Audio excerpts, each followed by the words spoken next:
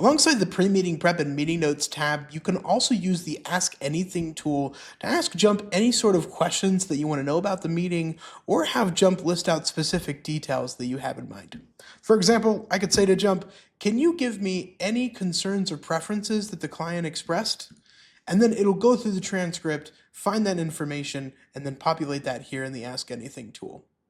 Like I said, you can also give it commands, like list out in detail the income goals of the client.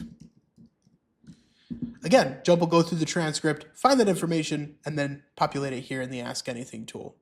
Another way that you can use the Ask Anything tool is when you're looking in the meeting notes or the recap email output, and if you see anything that you want Jump to explain, all you have to do is highlight over it, and then it'll give you an explain button that you can click on, and it'll go into the Ask Anything tool, look up that information, and explain where it was said in the transcript. Again, you can do this both in the meeting notes or when you're looking in the recap email.